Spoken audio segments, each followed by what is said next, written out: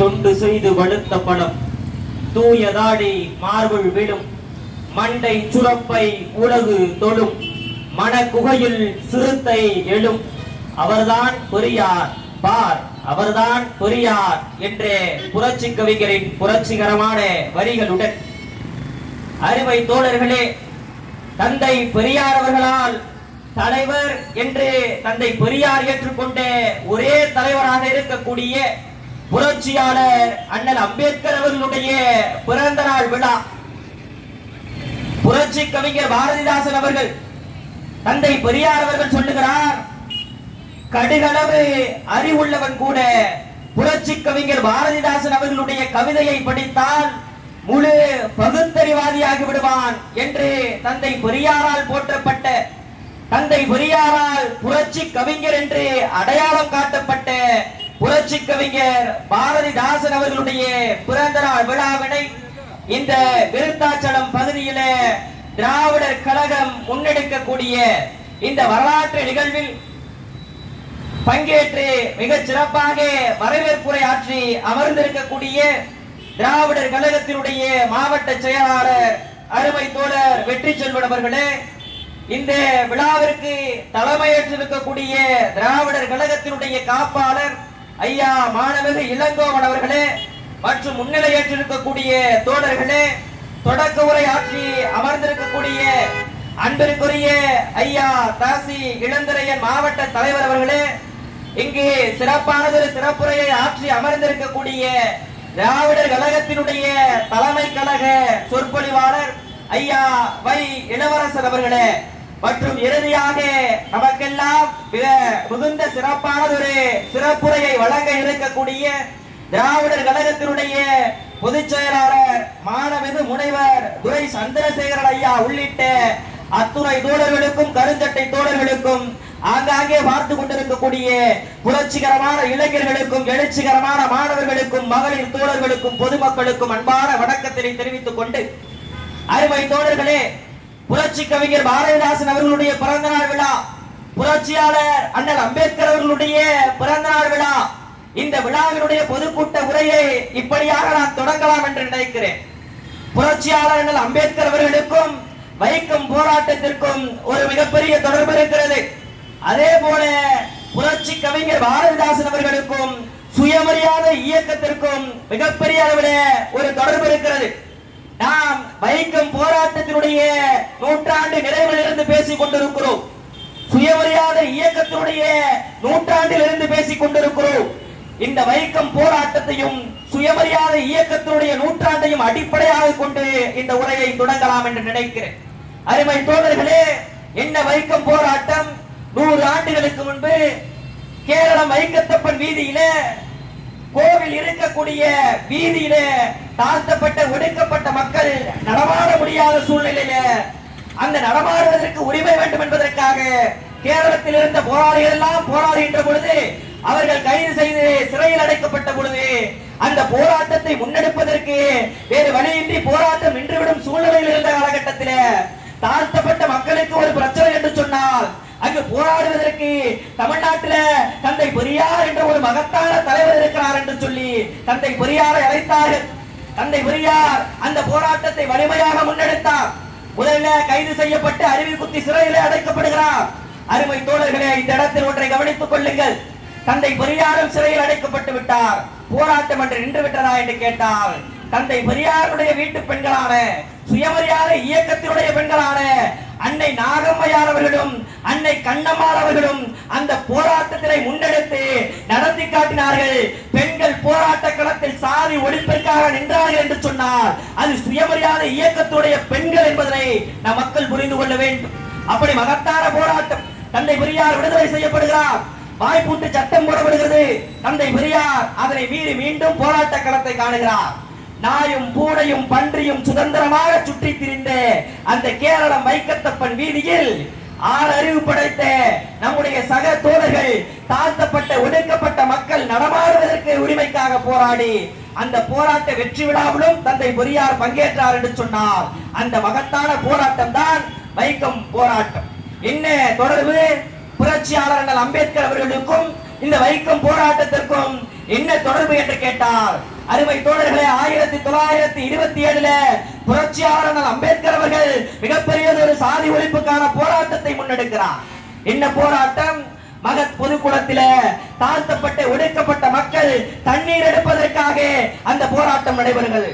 அந்த போராட்டத்திற்கு முன்னோடி போராட்டமாக புரட்சியாளர் அம்பேத்கர் அவர்கள் குறிப்பிடக்கூடிய போராட்டம் எதுவென்று சொன்னார், தென்னாட்டில் நடந்த ஈவே ராமசாமி அவர்கள் நடத்திய வெற்றி கண்டு அந்த வைக்கம் போராட்டம் தான் இந்த மகத் பொதுக்குளத்து போராட்டத்திற்கு முன்னோடி போராட்டம் என்று புரட்சியாளர் அம்பேத்கர் அவர்கள் அறிவித்தார் என்று சொன்னார். அப்படிப்பட்ட மகத்தான வரலாறு வைக்கம் போராட்டத்தினுடைய அந்த நூற்றாண்டில் நாம் இருக்கிறோம். சுயமரியாதை இயக்கத்தினுடைய நூற்றாண்டில் இருக்கிறோம். என்ன சுயமரியாதை இயக்கம்?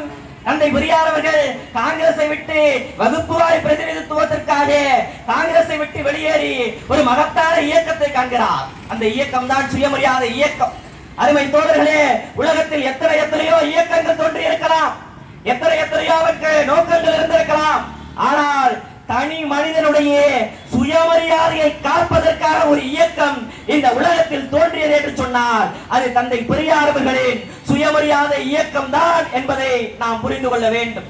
இன்னும் இந்த சுயமரியாதை இயக்கம் வர்ணாசிரமத்தை அடியோடு வெட்டி வீழ்த்த வேண்டும், சாதிய கொடுமைகளை அழித்து ஒழிக்க வேண்டும், பெண்களுக்கு உரிமையை பெற்றுத்தர வேண்டும், மூட நம்பிக்கைகளை மண்ணோடு மண்ணாக புதைக்க வேண்டும் என்பதற்காக 1925 தந்தை பெரியார் அவர்களால் சுயமரியாதை இயக்கம் தொடங்கப்பட்டது.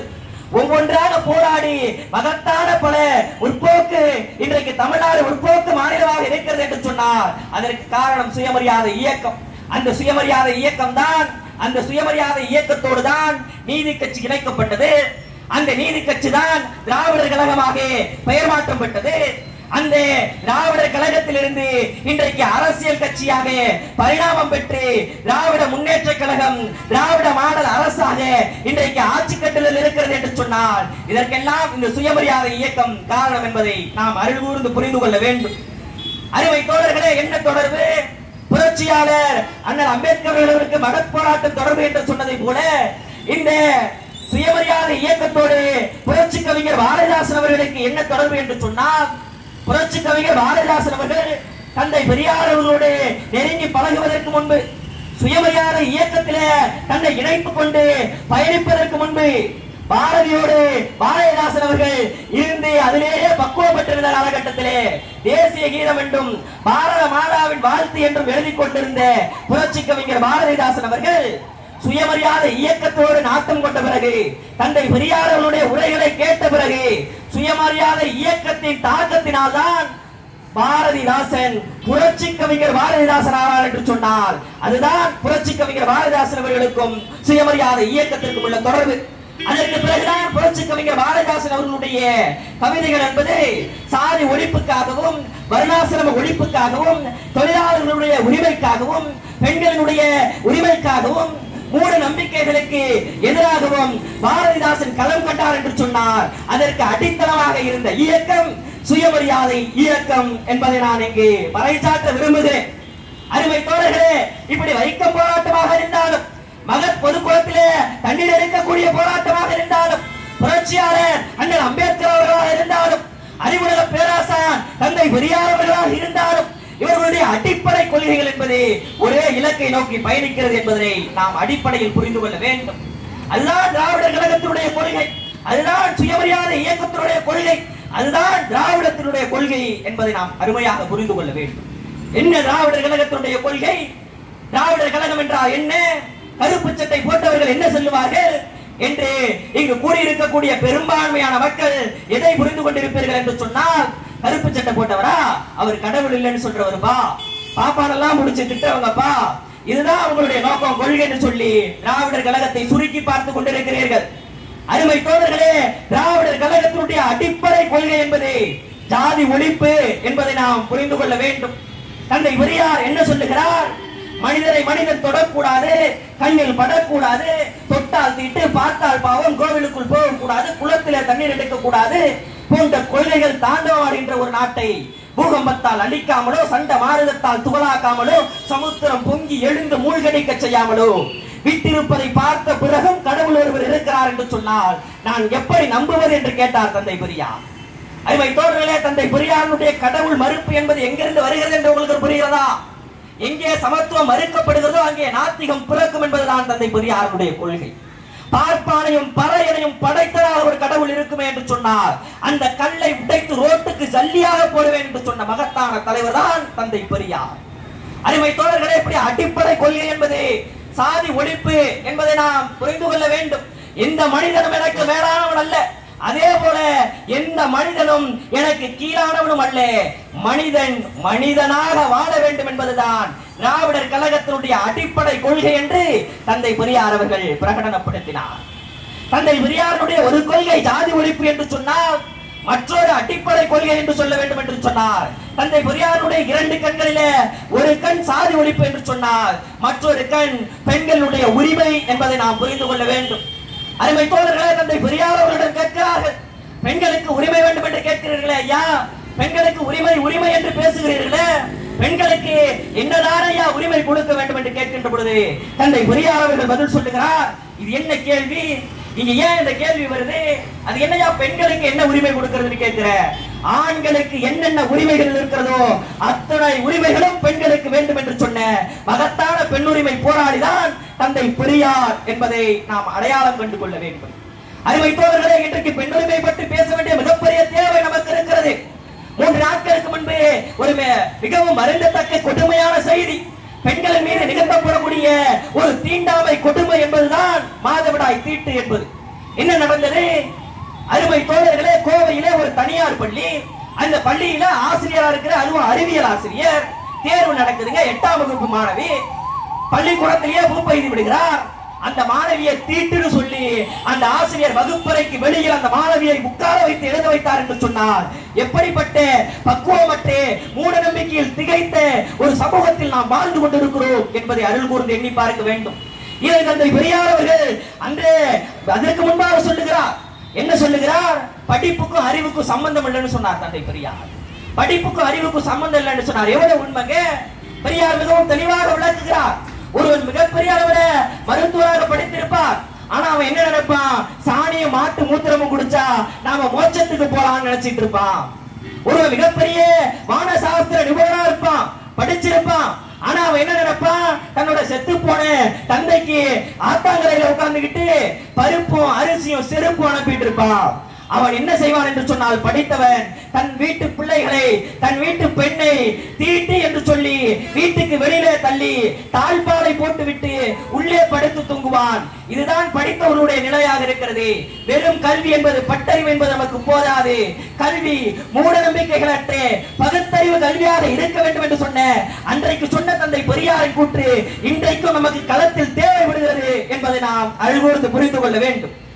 அருமை தோழர்களே, நாம் இன்றைய நேரத்தின் நெருக்கடிக்கு மிக விரைவாக பேச வேண்டிய கட்டாயத்தில் இருக்கிறேன்.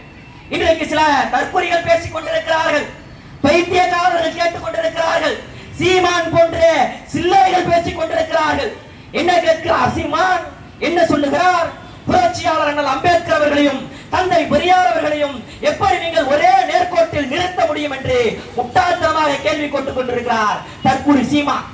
அந்த தற்கொலை சீமானுக்கு பதில் சொல்ல வேண்டிய தேவை நமக்கு இல்லை என்று சொன்னாலும், தந்தை பெரியார் அவர்களும் புரட்சியாளர் அண்ணல் அம்பேத்கர் அவர்களும் ஒரே நேர்கோட்டில் பயணித்த ஒப்பற்ற தலைவர்கள் என்பதனை மக்களிடத்திலே பிரச்சாரம் செய்ய வேண்டிய, அவர்களுடைய இலக்கை நோக்கி வெற்றி அடைய வேண்டிய போராட்ட களத்தை காண வேண்டியது நமக்கு மிகப்பெரிய தேவையாக இருக்கிறது. என்ன சொல்றோம்? எப்படி கேட்கிறீங்களா? புரட்சியாளர் அம்பேத்கர் அவர்களும் தந்தை பெரியார் அவர்களும் ஒரே நேர்கோட்டில் பயணித்தவர்கள் என்று.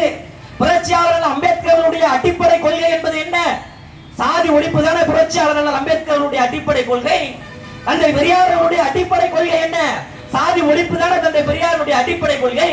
அப்ப சாதி ஒழிப்புக்காக களம் கண்ட புரட்சியாளர் அம்பேத்கர் அவர்களையும் தந்தை பெரியார் அவர்களையும் ஒரே நேர்கோட்டில் நிறுத்தாமல் வேறு யாரை ஒரே நேர்கோட்டில் நிறுத்த முடியும்?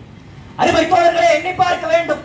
மிகப்பெரிய தந்தை பெரியார் மனுஸ்மிருதியை தீயிட்டு கொளுத்த வேண்டும் என்று சொல்லுகிறார். அடுத்த 3 ஆண்டுகளில் அம்பேத்கர் அவர்கள் மனுஸ்மிருதியை தீயிட்டு கொளுத்தி காட்டுகிறார். இப்படி மகத்தானது. தந்தை பெரியார் அவருடைய பொன்மொழிகளை எடுத்து போட்டு அதற்கு கீழே புரட்சியாளர் அம்பேத்கர் என்று போட்டால் அப்படியே பொருந்தும். புரட்சியாளர் அம்பேத்கர் அவருடைய பொன்மொழியை எடுத்து போட்டு அதற்கு கீழே தந்தை பெரியார் என்று போட்டால் அப்படியே பொருந்தும். எண்ணி பார்க்க வேண்டாமா? தந்தை பெரியார் என்ன சொல்லுகிறார்? சாதி ஒழிக்கிறதுக்கு என்ன வழின்னு சொல்றார்? சாதியை ஒழிக்கணும்னா அதற்கு அடித்தளமாக இருக்கக்கூடிய, சாதிக்கு மூல காரணமாக இருக்கக்கூடிய கடவுள், மதம், சாஸ்திரம், பிராணம், சட்டம் இவைகளை ஒழித்தாக வேண்டும் என்று சொல்லுகிறார். புரட்சியாளர் அம்பேத்கர் அவர்கள் சாதியை ஒழிப்பதற்கு என்ன வழி சொல்லுகிறார்? சாதியை ஒழிக்க வேண்டும் என்று சொன்னால் சாதியை அடிப்படையாக கொண்டவர் இந்து மதம் அழித்து ஒழிக்கப்பட வேண்டும் என்று சொல்றார். சுருதிகளையும் ஸ்மிருதிகளையும் அடிப்படையாக கொண்ட இந்து மதம் வெடிவைத்து தகர்க்கப்பட வேண்டும் என்று சொல்லுகிறார். இதுதானே ஒரே இலக்கை நோக்கி பயணிக்கிறவங்க. இப்படி கைத்தட்டி கேட்கிறிய புரட்சியாளர் அம்பேத்கர் அவர்களையும் தந்தை பெரியார் அவர்களையும் எப்படி காட்டுவீங்க ஒன்னான்னு சொல்றிய முட்டாள் சீமானே? இப்படிதான் காட்டுவோம் என்பதை அவர்களுக்கு நாம் புரிய வைக்க வேண்டிய தேவை நமக்கு இருக்கிறது. அருமை தோழர்களே, தந்தை பெரியார் அவர்கள் என்ன சொன்னார்? புரட்சியாளர் அண்ணல் அம்பேத்கர் அவர்கள் என்ன சொன்னார்? புரட்சியாளர் அண்ணல் அம்பேத்கர் அவர்கள் சொன்னார், நான் ஒரு இந்துவாக சாக மாட்டேன் என்று சொன்னார். தந்தை பெரியார் அவர்கள் அதையே தான் சொல்லுகிறார், நாங்கள் இந்துக்கள் அல்ல, நாங்கள் திராவிடர்களாக வாழ்கிறோம் என்று தந்தை பெரியார் அவர்கள் சொன்னார். இதுதானே ஒரே இலக்கு நோக்கி பயணிக்கிறது. தென்னாட்டில் பிறந்த புரட்சியாளர் தந்தை அண்ணல் அம்பேத்கர் தான் தந்தை பெரியார் அவர்கள். வடநாட்டிலே பிறந்த தந்தை பெரியார் அவர்கள் தான் புரட்சியாளர் அண்ணல் அம்பேத்கர் அவர்கள் என்பதை நாம் அருள் கூர்ந்து புரிந்து கொள்ள வேண்டும். இன்னைக்கு என்ன தேவை இருக்குது? இப்படி சாதி ஒழிப்பு இன்னைக்கு நாம பேச வேண்டியதற்கு என்ன தேவை இருக்கிறது என்பதை நாம் புரிந்து கொள்ள வேண்டும். புரட்சியாளர் அம்பேத்கர் அவர்களுக்கு விழா எடுக்கிறோம் என்று சொன்னால், புரட்சியாளருடைய பிறந்த நாளை கொண்டாடுகிறோம் என்று சொன்னால், அவருடைய கொள்கைகளை நடைமுறைப்படுத்துவதற்கு நம்மால் துளி அளவு என்ன செய்ய முடியுமோ அதை செய்ய வேண்டும் என்பதுதான் அவருடைய பிறந்த நாளின் நிகழ்வாக இருக்கும். என்ன சொல்றார்? இன்னைக்கு மிகப்பெரிய அளவுல சாதி என்பது இன்றைக்கு மிகப்பெரிய அளவுல இருக்கு. இந்த சாதியை ஒழிக்க நம்ம போராட்டங்களை காண வேண்டியது மிகப்பெரிய தேவையா இருக்குது. புரட்சியாளர் அம்பேத்கருடைய பிறந்த நாளில் நாம் எடுத்துக்கொள்ளக்கூடிய உறுதிமொழி அதுவாக தான் இருக்க வேண்டும். இன்னைக்கு என்ன இருக்குது? இந்த சாதியை கொடுமை இன்னைக்குங்க ஆணவ கொலைகள் தொடர்ந்து நடைபெற்றுக் கொண்டிருக்கிறது. பெற்ற மகளே, ஆசையா வளர்த்த மகளே, பாசத்தோடு வளர்த்த மகளே, மாற்று சமூகத்திலே அந்த பெண் ஒருவரை காதலித்து விட்டார், தன்னுடைய வாழ்க்கை இணையராக தேர்ந்தெடுத்து விட்டார் என்று சொன்னால், இந்த கேடுகட்ட சமூகம், சாதிய சமூகம் என்ன செய்கிறது? ஆசையா வளர்த்த மகளே கழுத்தறுத்து கொள்ளக்கூடிய ஒரு கேடுகட்ட சமூகத்தில் தான் நாம் வாழ்ந்து கொண்டிருக்கிறோம். அப்ப சாதியை ஒழிக்கணும்னு நாம பேச வேண்டிய தேவை இங்க இருக்குன்னு நாம உறுதியா சொல்ல வேண்டாமா? அருமை தோழர்களை எண்ணி பார்க்கிறோம். கடந்த ஒரு 10 நாட்களுக்கு முன்பு ஒரு ஏவன் குற்றவாளி ஆணவ கொலை செய்து விட்டு அவனுக்கு ஆயுள் தண்டனை வழங்கப்பட்டு விட்டது. பரோலில் வெளில வராங்க, அவன் பரோல்ல வெளில வரான். இந்த சாதிய சமூகம், தற்கொலை கூட்டம் அவனை தியாகியை போல தூக்கி வைத்து கொண்டாடி கொண்டிருக்கிறது என்று சொன்னால், எப்படிப்பட்ட கேடுகட்ட சமூகத்தில் நாம் வாழ்ந்து கொண்டிருக்கிறோம் என்பதை புரிந்து கொள்ள வேண்டும். பள்ளிக்கூடத்துல சாதிங்க, பள்ளி மாணவர்கள் கிட்ட சாதி. நல்லா படிக்கிறான் ஒரு மாணவன், 12ஆம் வகுப்பு மாணவன் நல்லா படிக்கிறான். தாழ்த்தப்பட்டவன் எப்படா நல்லா படிக்கிறான்னு கூட படிக்கிற சக மாணவன் அவனை வெட்டான். கபடி விளையாடுறாங்க, கபடி தாழ்த்தப்பட்ட மாணவன் நல்லா கபடி விளையாண்டானா, தாழ்த்தப்பட்டவன் எப்படா கபடி நல்லா விளையாடலான்னு அவனை வெட்டான். புல்லட் ஓட்டுனதுக்கு கையை வெட்டான். தாழ்த்தப்பட்டவர்கள் கைய புல்லட்ட முழுக்குனா அந்த கையை வெட்டுவேன்னு சொல்லி புல்லட் ஓட்டுனதுக்கு வெட்டுறாங்க. செருப்பு போட்டு நடந்ததற்கு சுயமரியாதை இயக்கமும் திராவிட இயக்கமும் போராடி பெற்று தந்த உரிமைகளை இன்றைக்கும் நாம போராடி பெற்றுக் கொண்டிருக்க வேண்டிய சூழ்நிலை இருக்கு. சேலத்திலே செருப்பு போட்டு நடந்ததுக்கு இப்ப வெட்டுறாங்க போன வாரத்துல. அப்ப இந்த சாதிய சமூகத்திலே சாதிக்கு எதிராக நாம் களம் அமைக்க வேண்டிய தேவை இருக்கிறது என்பதை நாம் அருள் கூர்ந்து புரிந்து கொள்ள வேண்டும். இப்படி புரட்சியாளர் அம்பேத்கர் அவருடைய பிறந்த நாளாக இருந்தாலும், தந்தை பெரியார் அவருடைய பிறந்த நாளாக இருந்தாலும், நம்முடைய தமிழ்நாட்டினுடைய முதலமைச்சர் முத்துவேல் கருணாநிதி ஸ்டாலின் அவர்கள் மிகச் சிறப்பாக அறிவித்தார். செப்டம்பர் 17 தந்தை பெரியார் அவர்களுடைய பிறந்த நாள், சமூக நீதி நாள் என்று அறிவித்தார். ஏப்ரல் 14 புரட்சியாளர் அம்பேத்கர் அவருடைய பிறந்த நாள், சமத்துவ நாள் என்று அறிவித்தார். இந்த நாட்டினுடைய நோக்கம் என்னவென்று சொன்னால், சமத்துவத்தை நோக்கி இந்த மக்களை இழுத்துச் செல்வதற்கு, அழைத்து செல்வதற்கு, சாதியை ஒழிப்பதற்கு நாம் களம் அமைக்க வேண்டும் என்பதுதான் நோக்கம். இன்னும் சில பேர் கேட்கலாம், ஏங்க சாதி ஒழிக்கணும்னு சொல்றீங்களே, ஆனா ஏங்க இந்து மதத்தை மட்டும் அம்பேத்கர் இருந்தாலும் இந்த மதத்தை ஒழிக்கணுங்கிறாரு, பெரியார் இருந்தாலும் இந்த மதத்தை ஒழிக்கணுங்கிறாரு, சாதியை ஒழிச்சிட்டு போக வேண்டியதானே, ஏன் இந்த திகாரவங்க மேடையை போட்டு இந்து மதத்தை திட்டுறீங்கன்னு கேட்கிறார். அருமை தோழர்களே, புரட்சியாளர் அம்பேத்கர் அவர்கள் சொன்னதை புரிந்து கொள்ள வேண்டும். இங்கு சாதியை ஒழிக்க வேண்டும் என்று சொன்னால் சாதியை மட்டும் தனியா ஒழிக்க முடியாது. இந்த இந்து மதம் எப்படி கட்டமைக்கப்பட்டிருக்கிறது என்று சொன்னார், சாதியினால் தான் இந்து மதம் கட்டமைக்கப்பட்டிருக்கிறது. படிக்கட்டு முறையான சாதியை கொண்டிருக்கக்கூடிய மதம் இந்த இந்து மதம் என்று புரட்சியாளர் அம்பேத்கர் அவர்கள் சொன்னார். அறிவைத்தவர்களே, ஏன் இந்த இந்து மதத்தை விமர்சிக்கிறோம்? எதற்காக இந்த இந்து மதத்தை நாம விமர்சிக்கிறோம்?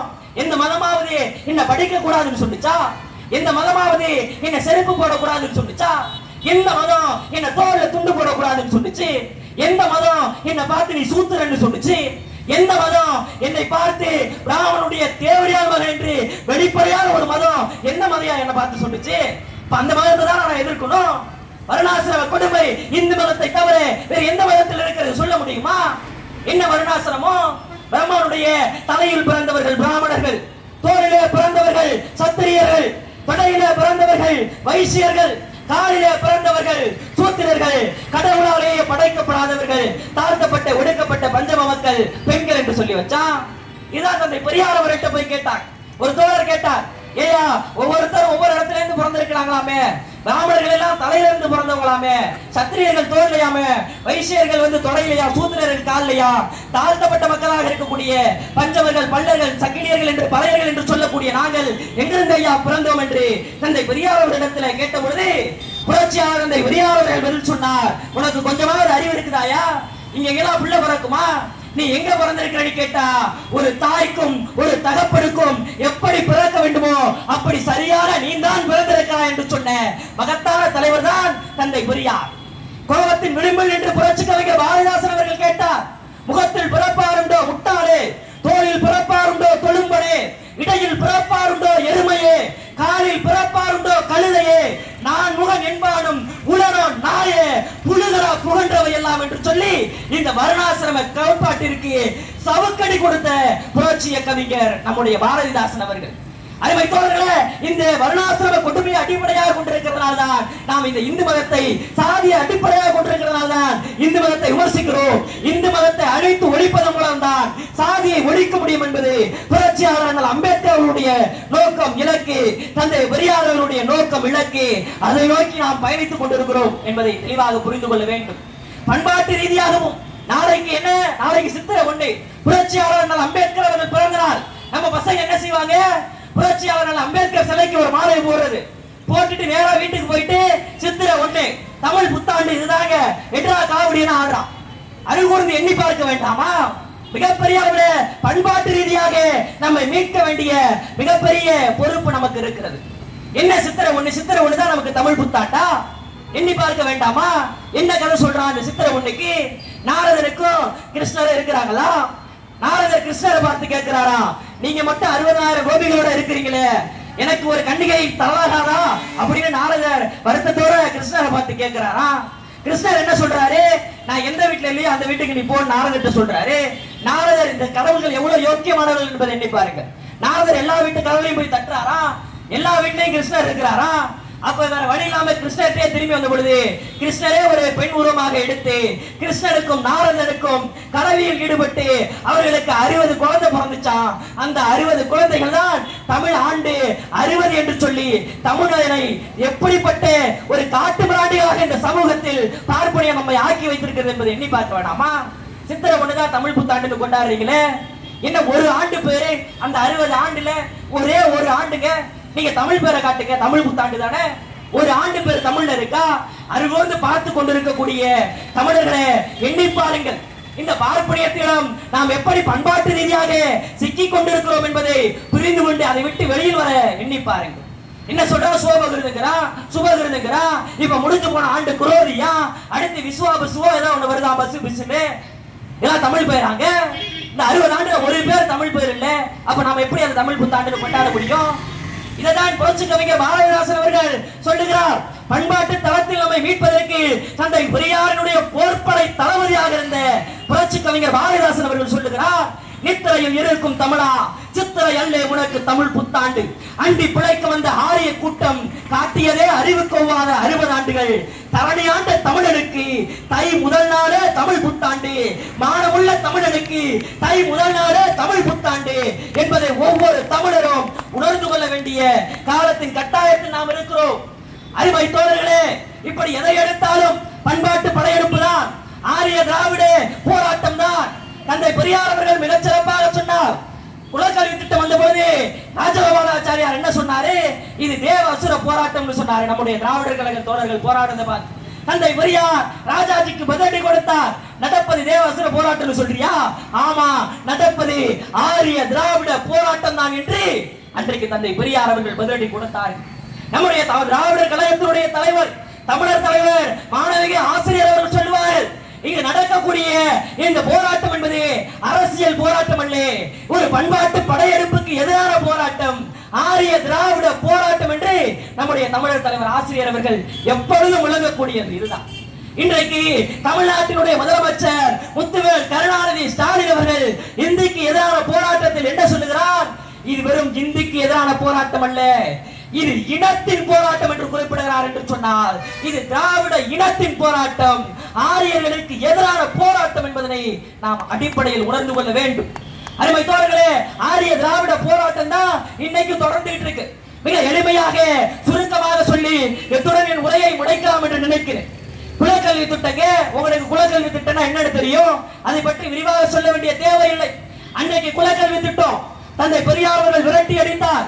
பட்டுக்கோட்டை நெஞ்சானஞ்ச அழகிரி போன்ற பல்வேறு தோழர்கள் போராடி மிகப்பெரிய அளவில் அந்த போராட்டம் வெற்றி பெற்றது. மன்னிக்கணும், பட்டுக்கோட்டை அஞ்சானஞ்ச அழகிரி அவர்கள் இல்ல, தந்தை பெரியார் அவர்கள் மிகப்பெரிய அளவில் போராடி வெற்றி பெற்ற அந்த போராட்டம். அன்னைக்கு குலக்கல்வி திட்டத்தை நாம விரட்டி அடிச்சிட்டோங்க. இன்னைக்கு அன்னைக்கு நடந்த ஆரிய திராவிட போராட்டம், திராவிடம் அன்னைக்கு வென்றுச்சு, குலக்கல்வி திட்டம் அடிச்சு ஓட விரட்டப்பட்டுச்சு. இன்னைக்கு ஆரிய திராவிட போராட்டம் நடக்குதுங்கிறத உங்களுக்கு உணர்த்துறதுக்காக சொல்றேன். அன்னைக்கு கொண்டு வந்த குலக்கல்வி திட்டம் இன்னைக்கு விஸ்வகர்மா யோஜனா என்கின்ற பெயரில மீண்டும் இந்த மண்ணிலே திணித்துக் கொண்டிருக்கிறது இந்த பாசிச பாஜக அரசு. என்ன இந்த விஸ்வகர்மா யோஜனா திட்டம்? 18 தொழில்களை பட்டியலிடுறாங்க. 18 தொழில்களுக்கு உங்களுக்கு அந்த வேலையை கத்துக்கிறதுக்கு உங்களுக்கு ஊக்கத்தொகை, கத்துக்கக்கூடிய வயசு என்ன தெரியுமா தோழர்களே, பெற்றோர்களே? 18 வயதா. 18 வயதுல பள்ளி கல்வியை முடித்து விட்டு கல்லூரி கல்விக்கு செல்லக்கூடிய என்னுடைய மாணவனுக்கு இவன் தொழில் கல்வியை கத்து தரேன்னு சொல்றான். தொழில் கல்வியை கத்து கொடுக்கிற சரிதான், யார் என்ன தொழிலை வேணாலும் கத்துக்கலாமா, நீ உதவித்தொகையை கொடுத்துருவியான்னு கேட்டா அப்படி கிடையாது. நான் அந்த தொழிலுக்கு உதவித்தொகை பெற வேண்டும் என்று சொன்னால் என்னுடைய தந்தை அந்த தொழிலை செய்திருக்க வேண்டும், என்னுடைய தாத்தா அந்த தொழிலை செய்திருக்க வேண்டும், அதற்கு கிராமத்தில் வீரவுடன் அதற்கு உறுதிச்சீட்டு பெற்று வந்தால்தான் உனக்கு நான் அதுக்கு தகுதி அப்படின்னு சொல்றான். என்ன சொல்றான்? தாத்தா அந்த தொழிலை கத்துக்கணும், அப்பா அந்த தொழிலை செத்துக்கணும், என்ன அடையாளம்? பரம்பரை அடிப்படையில் என்கின்ற வார்த்தையை அதில் பயன்படுத்துறான் தோழர்களே. பரம்பரை அடிப்படையில் என்பது சாதி அடிப்படையில் என்பதை நாம் புரிந்து கொள்ள வேண்டும். அன்றைக்கு கொண்டு வரப்பட்ட குலக்கல்வி திட்டம் இன்றைக்கு விஸ்வகர்மா யோஜனா என்கின்ற பெயரில் ஆரிய திராவிட போராட்டம் தொடர்கிறது. தன்னுடைய 92 வயதிலும் நம்முடைய தமிழர் தலைவர் ஆசிரியர் அவர்கள் மிகப்பெரிய அளவில் தமிழ்நாடு முழுவதும் ஒரு நாளைக்கு 2 கூட்டம் சொல்லி சுற்றி சுழன்று தமிழ்நாடு மக்களிடம் பிரச்சாரம், அனைத்து கட்சிகளையும் ஒருங்கிணைத்து மிகப்பெரிய அளவில் போராட்டம், இப்படி தொடர்ச்சியாக போராட்ட களங்களை கண்டதன் விளைவு என்ன நடந்துச்சு?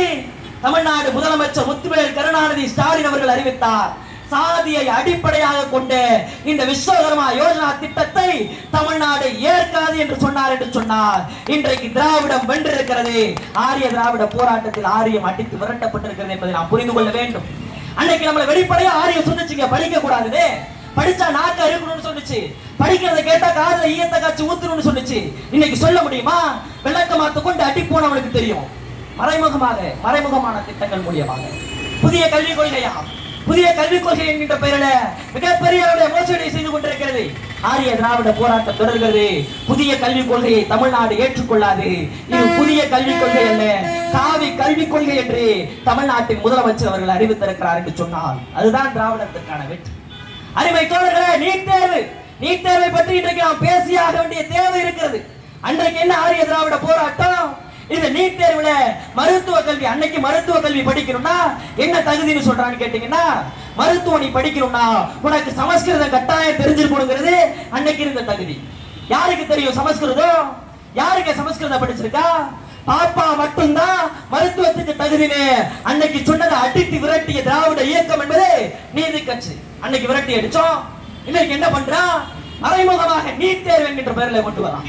இந்த நீட் தேர்வை எதிர்த்து நாம் மிகப்பெரிய அளவில் பேச வேண்டிய தேவை இருக்கிறது தோழர்களே. 30க்கு மேற்பட்ட நம்முடைய தமிழ்நாட்டின் மாணவர்களின் உயிரை இந்த நீட் தேர்வு குடித்திருக்கிறது என்பதை நாம் புரிந்து கொள்ள வேண்டும். இந்த கடந்த 3 மாசத்துலங்க 3 மாசத்துல 3 மாணவர்கள் நம்முடைய தாழ்த்தப்பட்ட ஒடுக்கப்பட்ட பிற்படுத்தப்பட்ட சமூகத்தை சேர்ந்த மாணவர்கள் தற்கொலை செய்து கொண்டு தற்கொலை என்று கூட சொல்ல விரும்பவில்லை, ஒன்றிய பாஜக அரசினால் படுகொலை செய்யப்பட்டுக் கொண்டிருக்கிறார்கள். அதற்கு எதிராக நாம் ஒவ்வொருவரும் களம் காண வேண்டியது மிகப்பெரிய தேவை. எதற்காக இந்த நீட் தேர்வு எதிர்க்கிறோம்? இன்னைக்கு நிறைய பேர் புரிஞ்சுக்காம பேசிக்கிட்டு இருக்கோம். நீட் தேர்வு தானங்க, தகுதிக்கான தேர்வு தானங்க, எழுதிட்டு பாஸ் பண்ணா போயிட போறாங்கன்னு கேட்கிறான். தகுதிக்கான தேர்வா இந்த நீட் தேர்வு? அடிப்படையில் புரிந்து கொள்ள வேண்டும். ஆரிய திராவிட போராட்டத்தில் ஆரியம் இன்றைக்கு நம் மீது வீசுகின்ற வெடிகுண்டுதான் நீட் தேர்வு என்பதை நாம் புரிந்து கொள்ள வேண்டும். என்ன சூழ்ச்சி இருக்குதுல? இந்தியா பன்முகத்தன்மை கொண்ட நாடுங்க. இங்க பல்வேறு மொழிகள், பல்வேறு இனம், கலாச்சாரம், பண்பாடு, பழக்க வழக்கங்களை கொண்ட மாநிலம் தமிழ்நாடு. ஒரு நாடு இந்தியா, ஒன்றியம் இந்தியா. என்ன சொல்றான்? ஒவ்வொரு மாநிலமும் ஒவ்வொரு மாநில பாடத்திட்டத்துல படிக்குது. ஆனா இவன் நீட் தேர்வுங்கிற பெயரில் என்ன சொல்றான்னு கேட்டீங்கன்னா, நான் அனைவருக்கும் பொதுவான ஒரு தேர்வு வைப்பேன்னு சொல்றான். அல்ல, பொதுவான தேர்வுல எங்க இருந்துதான் கேள்வி கேட்பான்னு கேட்டா சிபிஎஸ்இ சிலபஸ்ல இருந்து கேள்வி கேட்பான். இது எவ்வளவு பெரிய அயோக்கியத்தனம்! இங்க பல்வேறு ஒவ்வொருத்தரும் ஒவ்வொரு பாடத்திட்டத்துல படிக்கிறாங்க. ஆனா நீ அனைவருக்கும் ஒரு பொதுவான தேர்வு வைப்ப, ஆனா கேள்வி சிபிஎஸ்இ சிலபஸ்ல இருந்து கேட்பேன்னு சொல்றது எவ்வளவு பெரிய அயோக்கியத்தனம் என்பதை நம் பெற்றோர்கள் புரிந்து கொள்ள வேண்டும். அதுதான் இங்க பிரச்சனை. அதனாலதான் நம்ம மாணவர்களால வர முடியல. தகுதி இல்லாதவரா நம்முடைய பக்கத்தில் இருக்கக்கூடிய அரியலூரை சேர்ந்த அனிதா அவர்கள் நீட் தேர்விற்காக களத்தில் முதல் பலியான நம்முடைய மருத்துவ மாணவிதான் அக்கா அனிதா அவர்கள். அவர் பிளஸ் 2 எடுத்த மதிப்பெண்கள் எவ்வளவு தெரியுமா தோழர்களே? 1200க்கு 1176 மதிப்பெண்கள். படிக்க முடியலையா அவரால? அவர் பிளஸ் 2ல பாடத்தை படிச்சு பாஸ் பண்ணலையா? மிகப்பெரிய அளவில் மதிப்பெண்கள் எடுக்கலையா? ஏன் அவரால் தேர்ச்சி பெற முடியல? அவர் படித்தது மாநில பாடத்திட்டத்தில், இவன் கேட்டது சிபிஎஸ்இ பாடத்திட்டத்தில் என்கின்ற அந்த கோர முகத்தினை, நீட் தேர்வினுடைய முகத்தினை நாம் புரிந்து கொள்ள வேண்டும். இப்படி மிகப்பெரிய பிரச்சனை 2018ல, அதே 2018ல தகுதிக்கான தேர்வுன்னு சொல்றாங்க. அந்த நீட் தேர்வு தகுதிக்கான தேர்வு. அந்த நீட் தேர்வு அதே 2018ல மேற்கு வங்கத்தை சேர்ந்த கல்பனா குமார் என்கின்ற பீகாரை சேர்ந்த மாணவி நீட் தேர்வுல தேசிய அளவில் முதலிடம் பிடிக்கிறாங்க 2018ல. ஏமா கல்வியில பின்தங்கிய மாநிலமா இருக்கக்கூடிய பீகார்ல இருந்து வந்து தேசிய அளவில் முதலிடம் பிடித்திருக்கிய, நீ எந்த பள்ளிக்கூடத்துல படிச்சேன்னு போய் பத்திரிகையாளர்கள் அந்த மாணவியிடத்தில் கேட்கின்ற பொழுது அவர் பிளஸ் 2 பிளஸ் 1 பள்ளிக்கூடத்திலேயே படிக்கலங்க, பணத்தை கொட்டி கோச்சிங் சென்டர்ல படிச்சு பாஸ் பண்ணி வந்துட்டா அதுதான் தகுதியா? இப்படி மிகப்பெரிய அளவுக்கு மோசடிகள், கல்வியை வணிக பொருளாக்கக்கூடிய நம்முடைய தாழ்த்தப்பட்ட ஒடுக்கப்பட்ட பிற்படுத்தப்பட்ட மாணவர்களுடைய மருத்துவ கனவை குழி தோண்டி புதைக்கக்கூடிய ஆரிய திராவிட போராட்டம் நம் திராவிடர்களை கொண்டிருக்கிறது. அதற்கு எதிராக களத்தை அமைத்து போராட வேண்டிய மிகப்பெரிய தேவை நமக்கு இருக்கிறது. அருமை தோழர்களே, புரிந்து கொள்ள வேண்டும். இன்னைக்கு திமுக என்ன செஞ்சுச்சு? இந்த நீட் தேர்வுக்கு எதிராக பேசுறான். அருமை போய் நடிகர் விஜய்னு ஒருத்தர் வந்திருக்கிறார், கட்சி ஆரம்பிச்சிருக்கிறார். அவர் என்ன சொல்றார்? இந்த நீட் தேர்வுக்கு எதிர்த்து அனைத்து கட்சி கூட்டம் போட்டாங்க சமூகத்துல, தமிழ்நாடு அரசு சார்பா. அதுக்கு ஒரு அறிக்கை விடுறாருங்க. அவரு நாடகம் போடுறாங்களா திமுக நாடகம் போடுகிறது என்று சொல்லிவிட்டு இந்த நீட் தேர்வை கொண்டு வந்து பாசிச பாஜக அரசை பற்றி அதில் ஒரு வார்த்தை கூட அவர் குறிப்பிட்டு கண்டிக்கவில்லை. அவர் யாருக்கானவர் என்பதை நீங்கள் புரிந்து கொள்ள வேண்டும்.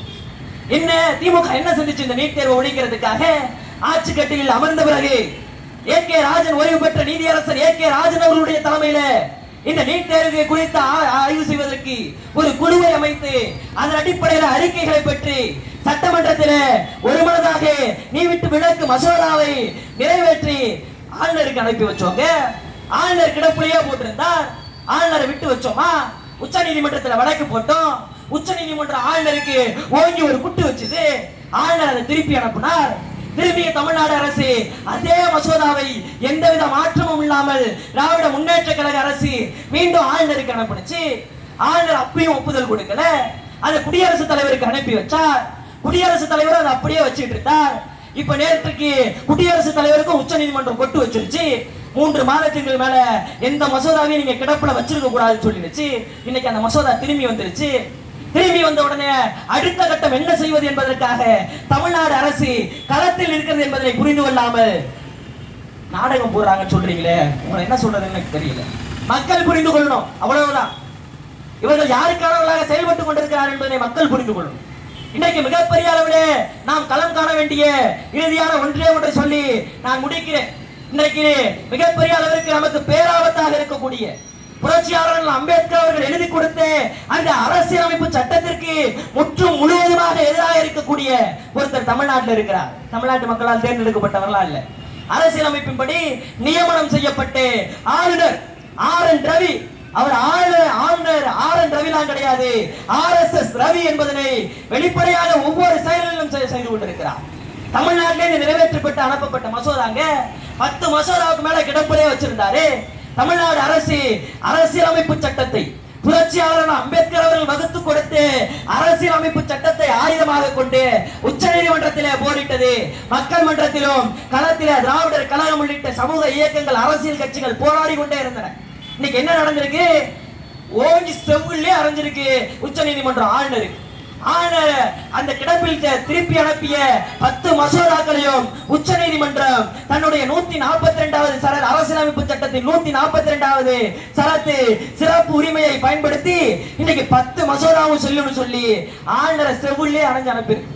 இந்த ஆளுநருக்கு கொஞ்சமாவது சூடு இருந்தா, சொரணை இருந்தா, வெக்கம் இருந்தா, மானம் இருந்தா, உனக்கு சுயமரியாதைன்னு ஒண்ணு இருந்தா, நேர்மையற்ற முறையில் இந்த ஆளுநர் செயல்பட்டு இருக்கிறாரு, ஒரு உச்ச நீதிமன்றம் உனக்கு செருப்பால அடிச்சதுன்னு சொன்னா நீ உண்மையிலேயே உனக்கு சுயமரியாதை இருந்தா ஆளுநர் பதவியை தூக்கி போட்டு வெளில போயிருக்கணுமா இல்லையா? போனியா? போக மாட்டார்கள் தோழர்களே. அவர்கள் RSS பயிற்சி பெற்றவர்கள், அவர்கள் பிஜேபியின் சித்தாந்தத்தை உள்வாங்கியவர்கள், அவர்கள் சனாதனவாதிகள். அவர்களுடைய வெட்கம், சூடு, சோழனை எதுவும் கிடையாது.